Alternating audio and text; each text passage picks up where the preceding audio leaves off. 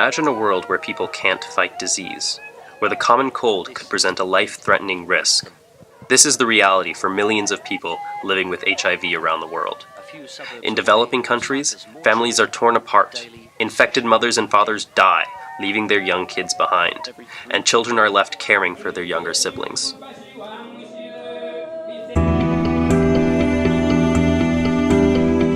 What is HIV? HIV is a small virus that cannot be seen with the naked eye unless it is seen under a microscope. HIV is carried in the blood, male and female sex fluids, and in the breast milk of an infected person. How do you get HIV? HIV can pass through broken skin.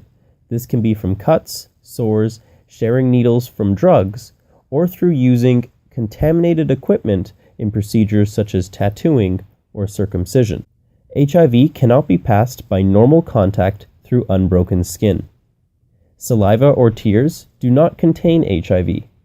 You cannot get HIV by touching, holding hands, kissing, sharing dishes, or using the toilet.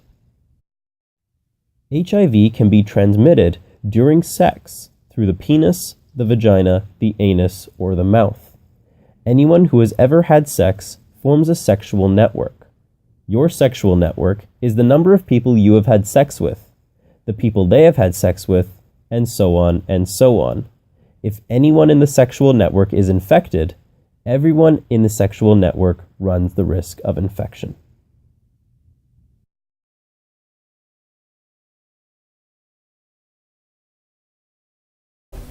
So HIV is really hard to treat, and part of the reason for that is HIV is actually composed of materials made by human cells. So our immune system has a lot of trouble telling the difference between virus particles and human cells. So what does HIV do? Your body is protected from disease by your immune cells. What HIV does is it recognizes and destroys these defenses. Your immune cells stop working, and once the infection runs its course, the body becomes really susceptible to infection. This is why HIV is such a dangerous virus. And another reason is HIV actually, instead of using DNA, like most normal living things, it uses RNA. And now RNA mutates way faster than DNA. So the HIV virus is changing all the time. And so it's actually impossible, because it changes so fast, to design a vaccine against HIV. So traditional methods of disease prevention really just don't work with HIV. HIV attaches to a host cell by clicking onto the CD4 surface receptors on the host cell. This host cell is your own body cells.